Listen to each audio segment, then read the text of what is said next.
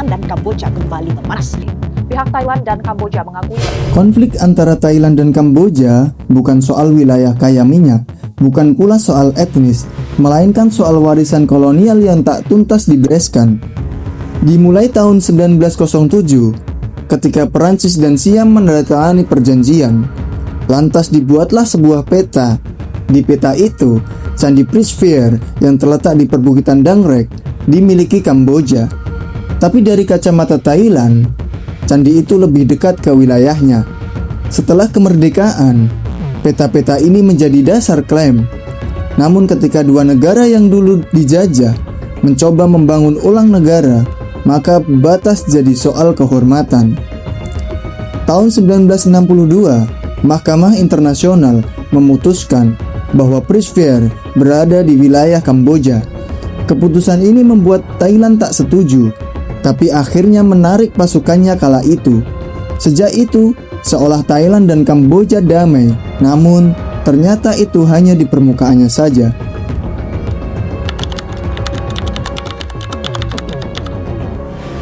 Prince bukan hanya tumpukan batu kuno, ia adalah simbol peradaban. Bukti bahwa Kamboja pernah menjadi pusat dunia Khmer. Tapi di sisi Thailand, ia pun bagian dari sejarah panjang spiritualitas Buddha dan Hindu. Ini diperparah lagi saat UNESCO menjadikan Prince sebagai warisan dunia pada tahun 2008 yang diajukan oleh Kamboja. Ketegangan meledak lagi, Thailand merasa dilangkai, pasukan mulai bermunculan di perbatasan. Lalu, konflik merembet ke situs lain seperti Tam Yuen Tom dan mengapa konflik ini terus hidup lebih dari 100 tahun? Jawabannya adalah karena peta yang berbeda. Bukan hanya peta di atas kertas, tapi peta dalam benak rakyat dan pemimpin masing-masing negara.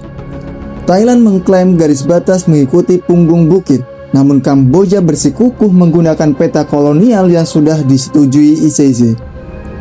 Tak pernah ada peta perbatasan bersama yang disepakati, maka tentara kedua negara sering bertemu di tempat yang mereka yakini sebagai miliknya masing-masing. Bahkan ketika perdamaian tercapai, ketegangan tak sepenuhnya hilang, karena narasi nasionalisme masih terus dibakar di sekolah, di televisi, dan di media sosial. Lantas bagaimana pandangan ASEAN? Dan disinilah masalahnya. ASEAN tak punya mekanisme hukum yang mengikat untuk menyelesaikan konflik antar anggota. Tak ada mahkamah perbatasan ASEAN, tak ada pasukan perdamaian ASEAN.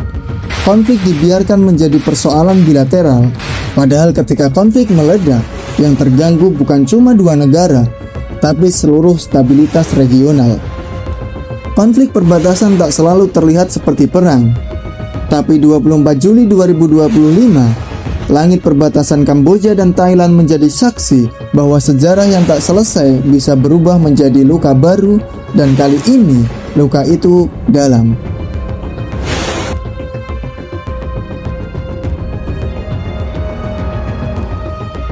Dimulai pada 28 Mei 2025, satu tentara Kamboja tewas dalam bentrokan kecil di sekitar wilayah Prasat Takarbe. Banyak yang menyangka ini hanya insiden terbatas, seperti tahun-tahun sebelumnya. Tapi ternyata, ini awal dari sesuatu yang jauh lebih besar. Disusul 24 Juli 2025, militer Thailand mengerahkan 6 jet tempur F-16, roket BM-21 yang menghantam desa-desa di perbatasan. Kamboja membalas dengan artileri berat. Dalam 48 jam, dunia menyaksikan bagaimana dua negara ASEAN berperang di halaman belakangnya sendiri. Dilaporkan, setidaknya 14 hingga 20 orang tewas. Sebagian besar adalah warga sipil. Lebih dari 100.000 orang dari Kamboja dan Thailand mengungsi di wilayah yang aman. Mereka tidur di tenda darurat, sekolah darurat, atau bahkan lari ke hutan. Dikatakan pula, satu rumah sakit di provinsi Odar Meise terkena serangan. Sebuah sekolah di wilayah Surin, Thailand, roboh karena ledakan. Bahkan Candi Tam Yuen Tom Situs suci yang seharusnya dilindungi hukum internasional rusak oleh bom. Begitu pula di Kamboja, di mana televisi nasional menampilkan warga yang menangis di reruntuhan rumah, menuduh Thailand melakukan genosida budaya. Di Thailand, media menyebut Kamboja sebagai agresor yang mengirim drone pengintai melintasi batas. Media sosial memperparah situasi. Video tentara yang terluka, anak-anak yang ketakutan, dan bendera terbakar menyebar cepat, memicu kemarahan nasionalisme digital yang lebih liar dari peluru. Kamboja menuduh Thailand menggunakan bom klaster yang dilarang oleh konvensi pada 2008. Thailand membantah dan menyebut pasukannya hanya menyerang target militer, namun data lapangan membuktikan banyak fasilitas sipil rusak berat. Di tengah kekacauan, Mahkamah Internasional tidak bisa bertindak langsung. ASEAN pun tak berdaya karena tidak punya kekuatan militer bersama atau sanksi yang mengikat.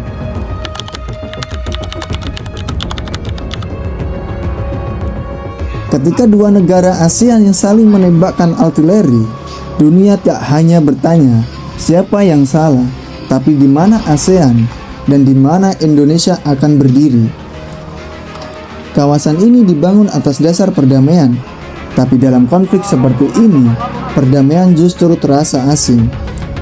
Sejak eskalasi konflik pada Juli 2025, negara-negara ASEAN cenderung pasif. Tidak ada sidang darurat, tidak ada desakan yang kuat, hanya seruan retoris bahwa semua negara mendesak untuk menahan diri. Sebagai pemimpin de facto ASEAN dan negara dengan populasi terbesar, Indonesia memiliki legitimasi moral dan politik untuk bertindak. Di atas kertas, ASEAN punya prinsip persatuan, tapi dalam kenyataannya, ia diikat oleh prinsip yang tidak mencampuri itu. Prinsip tidak ikut campur telah lama menjadi kekuatan dan kelemahan ASEAN. Ia mencegah konfrontasi terbuka antar anggota, tapi juga melumpuhkan kemampuan menanggapi krisis. Tidak seperti Uni Eropa yang punya pasukan gabungan atau PPB dengan Dewan Keamanan. ASEAN tidak memiliki mekanisme pengambilan keputusan darurat yang mengikat. Akibatnya, ketika konflik meledak, ASEAN hanya bisa menunggu, tidak bisa menghukum, tidak bisa menengahi paksa, tidak bisa mengarahkan bantuan langsung ke warga sipil tanpa izin negara. Indonesia berada di persimpangan. Ia bisa tetap diam, menjadi pihak netral yang menjaga hubungan baik antar semua negara, atau bisa memimpin pembaruan ASEAN agar tidak terus disandera oleh prinsip lama.